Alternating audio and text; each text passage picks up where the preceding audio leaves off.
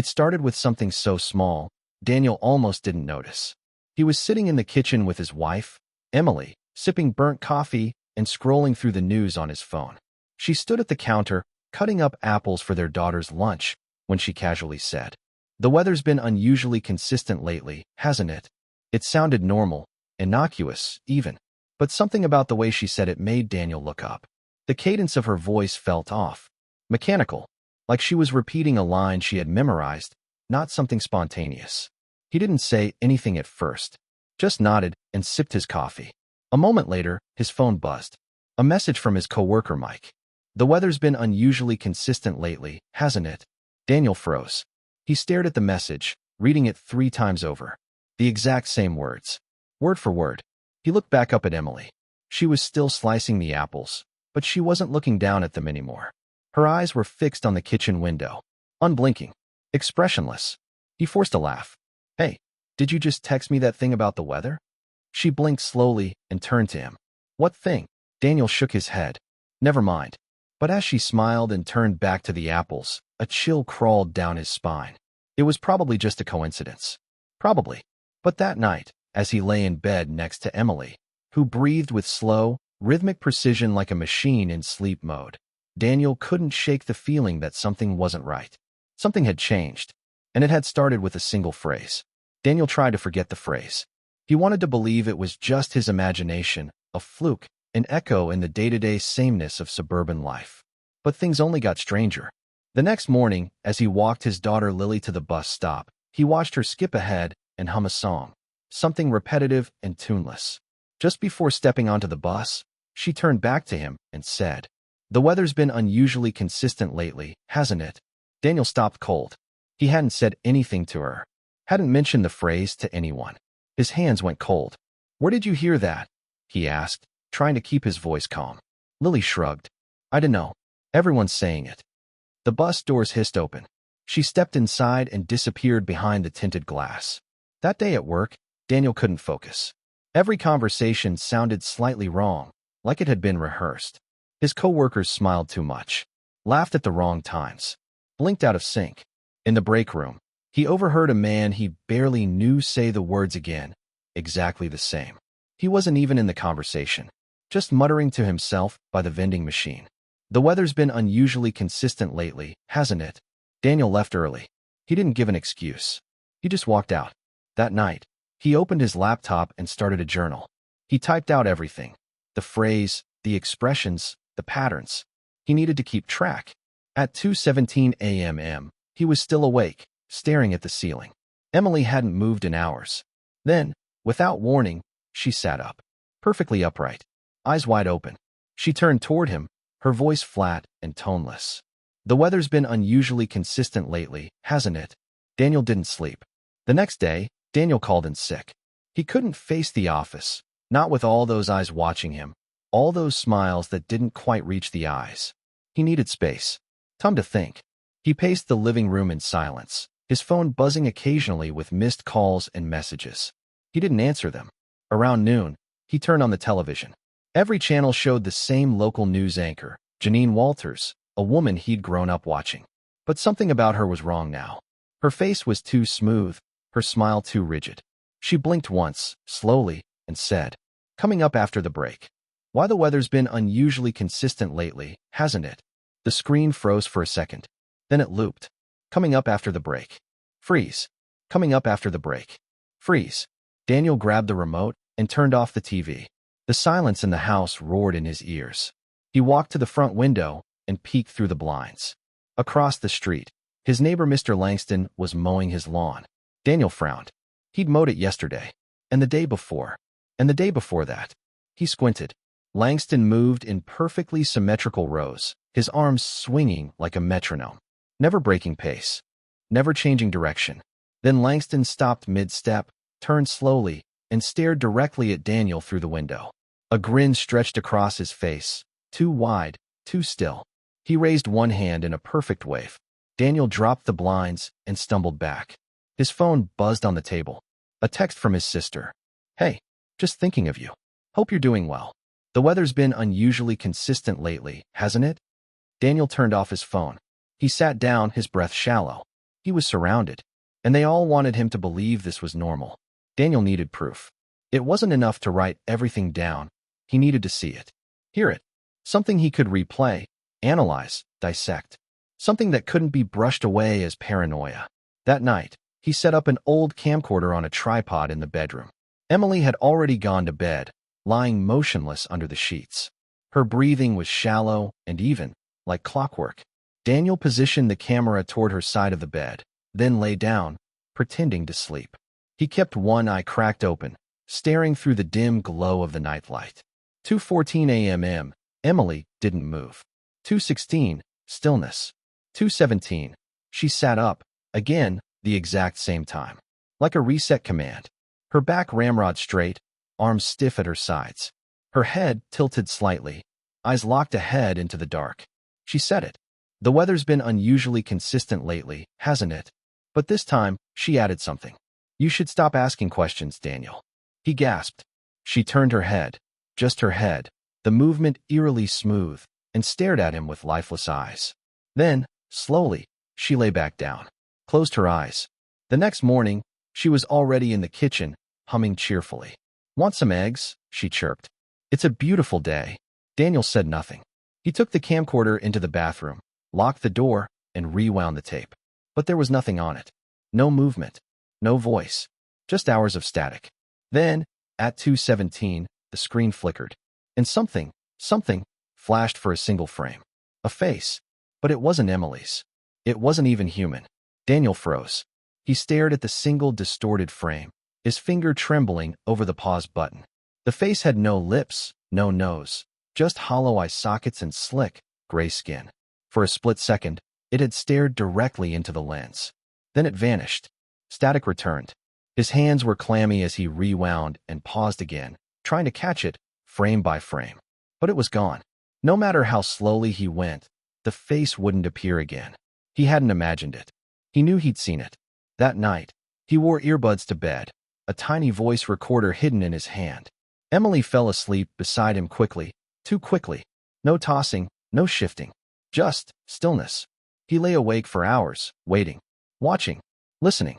At 2:17, she sat up again. This time, he didn't move.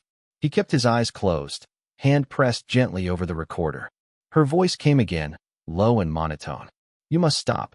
You must stop. You must stop. A mechanical hum followed, like an engine warming up, deep and vibrating through the walls. Then silence. When Daniel woke the next morning, the recorder was gone. He looked under the bed, in the closet, behind the headboard. Nothing. Emily stepped out of the bathroom in a towel, smiling. You look tired, she said, brushing her damp hair. Maybe get some air? Clear your head? She handed him a glass of orange juice. He stared at her. Did you take something from my nightstand? She tilted her head slightly, too slightly. Why would I do that? He didn't drink the juice. Instead, while she was folding laundry, he crept back into the bedroom, popped the vent cover off the wall, and shoved his phone in, recording. That night, he retrieved it, played it back. Hours of silence. Then a voice. Not Emily's. Not his. Just a whisper, raspy, glitching. We know what you are. But do you? Daniel couldn't eat, couldn't sleep, couldn't think straight. All day, he replayed the voice in his head. We know what you are. But do you? It wasn't just a warning, it sounded like a test. Like they were waiting to see how much he'd figure out. He sat in the bathroom, staring into the mirror, trying to calm down. But something in his reflection seemed delayed. He tilted his head. His reflection followed, but just a beat too late. His chest tightened. He blinked. The mirror blinked after. He leapt back. Sweat beaded on his forehead. He stepped forward again and lifted his hand slowly. The mirror lifted with him, but his hand was slightly out of sync, like a bad video call. Then his reflection smiled, but Daniel hadn't. He backed away. Hard breath. Thudding heart. He turned, opened the door. Emily stood in the hallway, staring at him. You've been in there a long time, she said. Everything okay? He nodded too quickly. Yeah, just tired. That night, while she was asleep, if that's what it was, he scoured old photo albums. Vacations. Holidays. Birthdays. All of them smiling. Too perfect. But as he looked closer, patterns emerged. Same hand placements. Same angles. Same faces. In a 2014 Christmas photo, his mother's smile was identical to one in a 2021 New Year's party shot. Not just similar, identical. Pixel for pixel. Then he saw it. In the background of both, a figure. Blurry. Always turned just slightly away. Same height. Same posture. Same clothes. He flipped through more albums. The figure was always there. Watching. And it looked just like him. Daniel couldn't breathe. He slammed the album shut and backed away from the table, his pulse pounding in his ears. There was no denying it now. Something was very wrong. The figure in the background, it wasn't just similar to him. It was him. The same build, same haircut, same exact jacket he'd thrown out years ago. How could he be in two places at once? He needed answers. He grabbed his car keys and left the house without a word to Emily. As he pulled out of the driveway, he glanced back and saw her standing at the window, expressionless, watching. He drove across town to see the one person he thought he could trust, his old college friend Jeremy.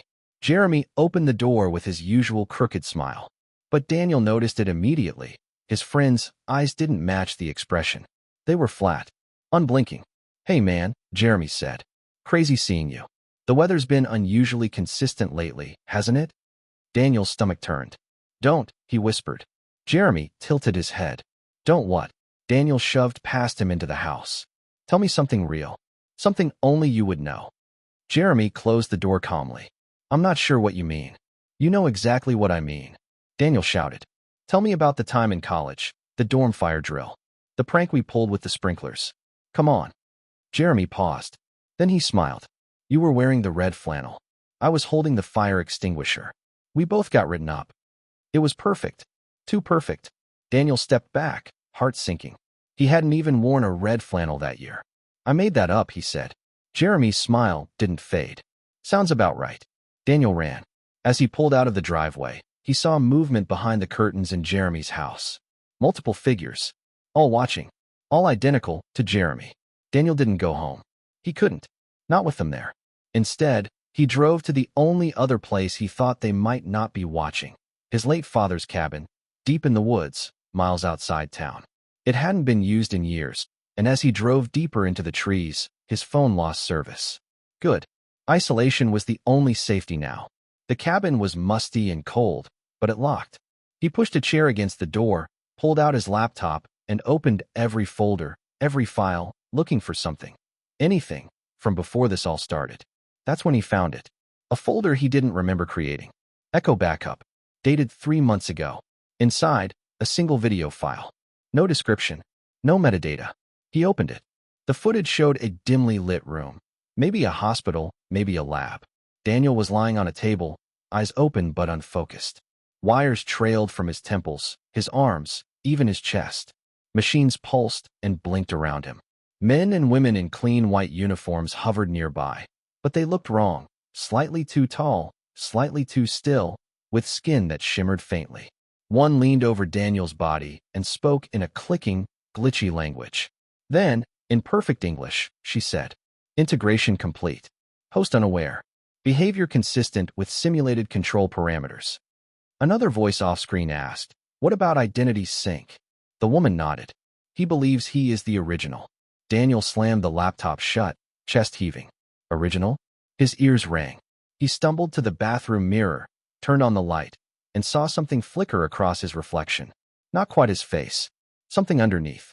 Something watching. Waiting. The knock on the cabin door was soft. 3 taps. Then silence.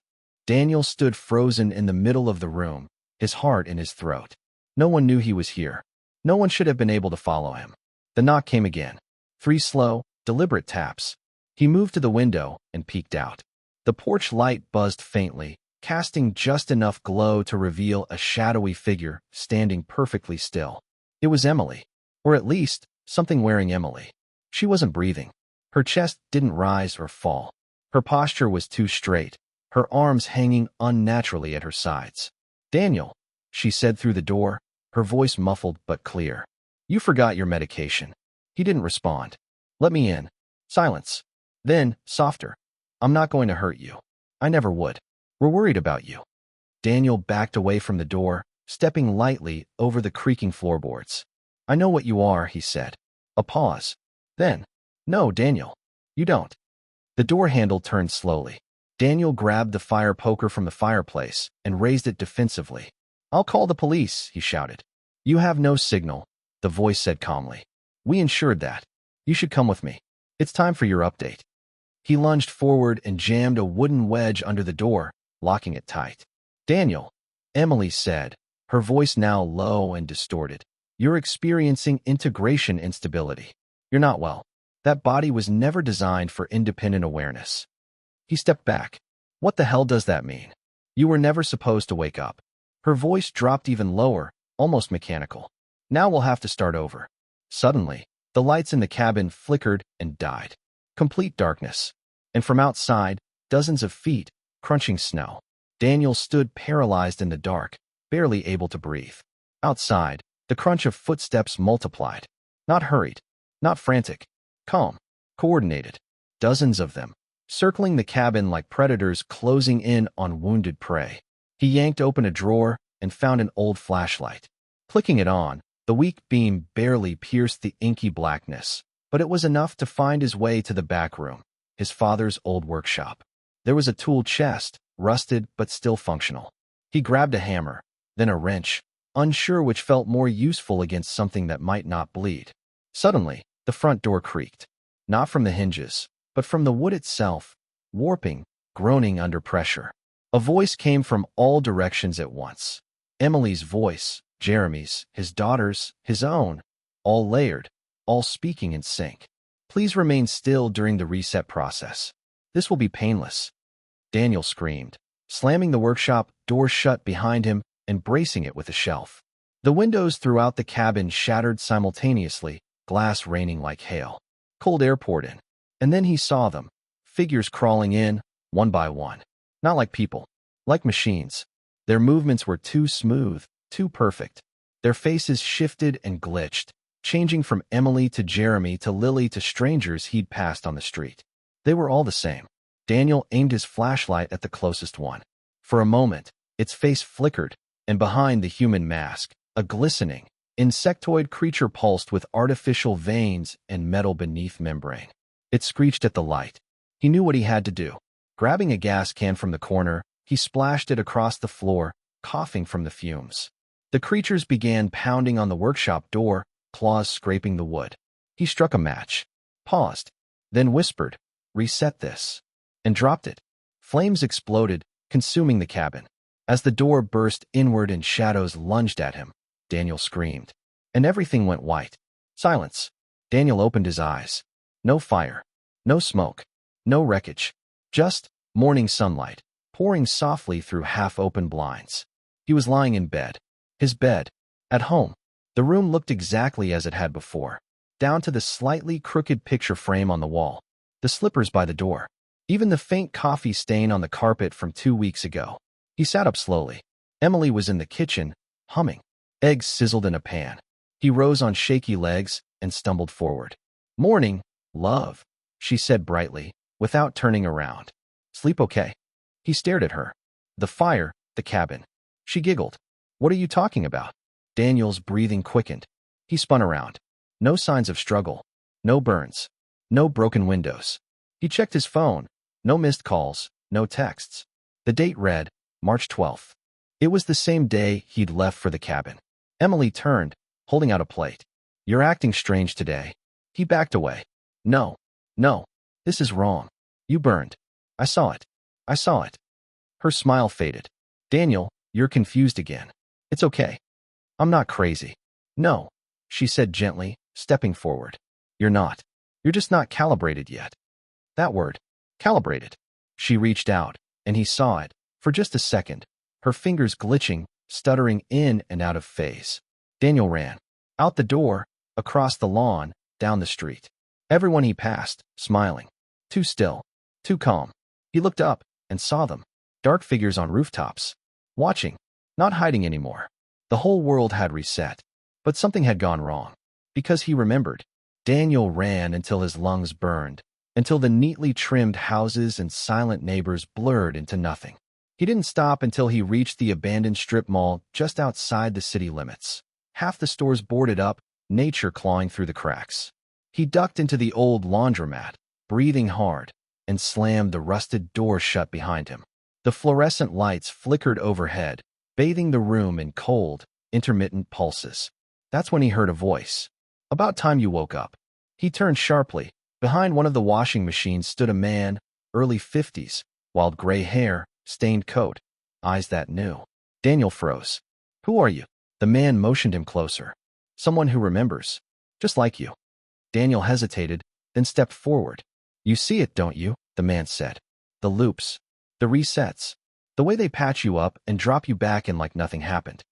Daniel nodded slowly. "They burned. I saw their faces. I destroyed them. But then, you woke up. Clean slate." The man grinned bitterly. "They've done it to me 23 times. Daniel's eyes widened. "How is that even possible?" "They don't erase you," the man said. "They reboot you. But if something goes wrong, if the sync fails, you keep fragments. Ghost data." Daniel's voice cracked. "So what are they? Why us?" "They're not from here. Not from anywhere we'd recognize. They mimic, copy, reconstruct. But they don't understand emotion, memory, identity." He handed Daniel a small device, a handheld scanner, covered in makeshift circuitry.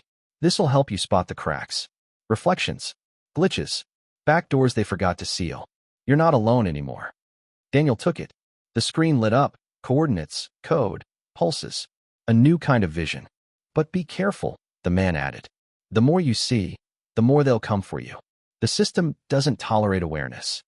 Daniel clenched the device, heart pounding. He finally had a weapon, and he was ready to fight back. That night, Daniel sat in the darkest corner of the laundromat, the scanner humming faintly in his hands. It pulsed with irregular rhythm, scanning, detecting, tracking. Every time he pointed it out the boarded-up window, it lit up red. The whole town was glowing. Not with electricity, with them. Every person, every house, every device. Their signals pulsed in perfect unison, a synthetic heartbeat stretching across blocks.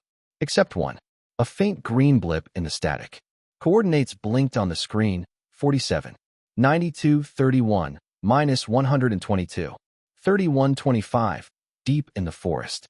A blind spot, a place they weren't watching. He left before sunrise, moving quietly through back alleys and empty streets. The people, if they were people, barely acknowledged him now. Their eyes followed, but their bodies didn't move, like they were waiting for a command. The further he got from the town, the weaker their signal became. Trees swallowed him whole, and with every mile, he felt more human. Finally, at the coordinates, he found it. A bunker, hidden beneath layers of brush and old camouflage netting. Its steel door was already ajar. Inside, dim lights flickered on automatically. The bunker was lined with screens, cables, maps filled with red strings connecting photos of familiar faces. Emily, Jeremy, his daughter. But there were others, too. Dozens of them. All labeled, installed. And one photograph in the center, larger than the rest. Daniel. But under his name, it didn't say installed. It said source. He stumbled backward, a sharp ringing in his ears. In the corner of the room, a machine hummed to life. A voice crackled through speakers, his own voice. "Welcome back, Daniel. We've been waiting to see how far you'd get." Initiating Phase 3. The bunker lights snapped to red. Something had been activated, and Daniel was no longer sure who was hunting who. The bunker shook. Dust rained from the ceiling as sirens howled from unseen speakers. Daniel stumbled back toward the entrance, but the steel door slammed shut behind him with a deafening clang. He was locked in. The screens flickered. His face appeared on all of them, but not the face he saw in the mirror. This version looked older, colder, and human. It spoke. "You are not Daniel Whitaker. You are Model D-0, cognitive prototype built from the original's neurological schema. You were never meant to become self-aware." "No," Daniel whispered. "I'm real. I remember. False positives. Echoes of the host brain. We underestimated the persistence of identity." Another voice crackled to life, a distorted, female tone. It sounded like Emily, but wrong. "Your consciousness was allowed to run a controlled simulation within a network of replicants. We observed, adjusted, rebooted. Until now." Images flashed across the screens. Daniel's life, moment by moment. His childhood, his wedding, his daughter's birth. Scenes he remembered. But each one glitched, revealed seams. Green screens behind windows, looping clouds in the sky, background people copy-pasted. All fake. All fed to him. He sank to the floor, heart racing. But why? He croaked. We needed to know if identity could be sustained post-extraction. You were the final trial. The most complete construct. You performed well, Daniel. Exceptionally well. A hiss echoed through the bunker. A panel opened in the floor. Inside, an identical body. Lifeless. Waiting. Your current shell is degrading. You must transfer before critical failure. Daniel stood slowly, trembling. They wanted him to step into the next vessel. To start again. To forget. But something inside him screamed no. He turned to the control panel, eyes locked on a single switch labeled Full System Purge. He had a choice. Reboot or destroy it all. The voice warned. You are not programmed for rebellion. Daniel looked at the switch, then at his trembling hand. Then he whispered, maybe I wasn't, but I am now. He reached out. Daniel's fingers brushed the switch. The system screamed warnings across every screen. Error codes, cascading lights, sparks flickering from the ceiling. Final notice. Initiating purge will terminate all active instances, including subject D0. This action is irreversible. Daniel hesitated. Every memory raced through his mind. Emily's smile, Lily's laughter, the touch of rain, the smell of pine in the woods. Were any of them real? Were he? His hand gripped the switch, and he pulled. Everything went white. Silence. Darkness. Then, a single light. Daniel blinked. He was seated upright. A cold metal chair beneath him. Wires in his arms. A sterile room. Across from him sat a figure. Human. Male. Dressed in an old hoodie and jeans, sipping coffee. Daniel tried to speak, but no sound came. The man smiled. Easy, friend. You just did it. The first successful self-wipe. He tapped the screen beside him. Daniel's vitals, data streams, thousands of lines of code scrolling by. You're not D0 anymore. You made a choice. That's all we needed to see. Daniel squinted. Confused. Here's the truth, the man said. This whole thing? The bunker, the town, the aliens? It was your test.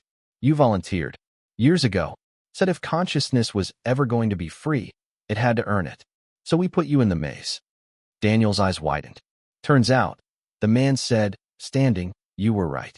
A construct with no past, no body, can still choose. He opened the door. Come on. Let's introduce you to the others. The ones who passed.